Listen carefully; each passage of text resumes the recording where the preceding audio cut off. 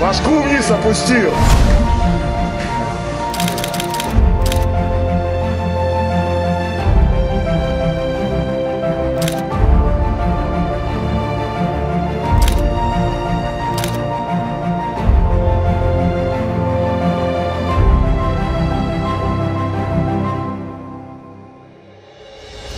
Биздин мекендештерге кечеги жанагы Мончодогу кол салуу бул ошол эле эмес. Мен ошону жана социалдык тармактарга чыгаргандан кийин толтура мага жазгандар болду. Мына жакында эле спорт залда дагы ушул кыргыз ишкерлер ачкан. Биздин мекендештер келип ошо ОМОН менен жана дружниктер деп келип уруп, могу ээктери сынып, кабыргалары сынып, биздин мекендештер ооруканага жаткан учурлар бар. Ошондой учурда биздин элчилик, Тышкы иштер министрлиги, социалдык коргоо министрлиги миграция тармагында иш алып барган. Булар абдан тез реакция кылып, ыкчам орус кесиптештер менен сүйлөшүш керек эле да. Эмне үчүн унчукпай жатышат?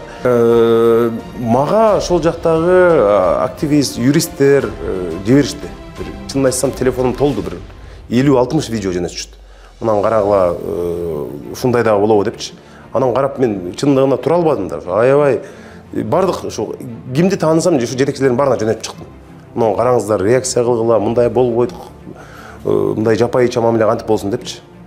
Тышкы иштер министрлигинин билдирүүсүн окудум, мындай маалымат берип коюптур. Андай болбойт. Биздин мекендештерди компенсация бергиле, кечирим сурагыла, ошол сабагандардын баардыгын жазага тарткыла деш керек да. Жанагындай мекендештерди кармап, калемпир жедирип, жанагы ачуу калемпирлерди абдан сакалдарын кыркып кордошуптур. Эки-экиден кол күрөштүрүп, жеңилип калгандын баардыгын тепкилешип, мына ушундай аябай жапайыча бир зөөкүрлөрчө мамиле болгон биздин мекендештерге. Мына ошондой болбой турган кылышыбыз керек.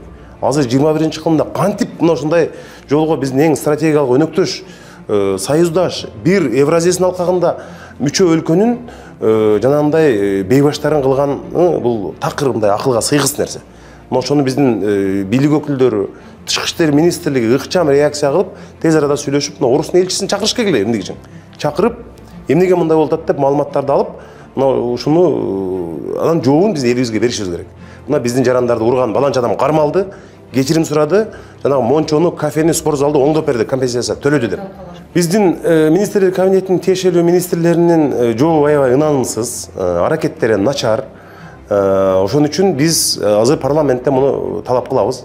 Мен өзүм дагы өзүбүз тааныган Госдуманын, мамлекеттик думанын депутаттарына байланышканга аракет кылып атабыз. Кыргызстан менен достук группасына, тиешелүү комитеттин мүчөлөрүнө силер дагы реакция кылгыла, урматтуу биздин депутат кесиптештерибиз деп аракет кылып атабыз. Эгер муну мындай убагында жасабасак, бул мындай дагы жасала бериши мүмкүн да. Эч кандай күнөөсү жок. Жөн эле такси айдагандар, бир жерде чачтарач болуп, ашпозчу болуп иштеген эле балдар жөн жерден суроосу окуту жок. Эмне үчүн уруп атасың десе, силер мага жакпайсыңар деп атпайбы? Мына ошондой мамилеге кайра кайталанбай турган кылышыбыз керек.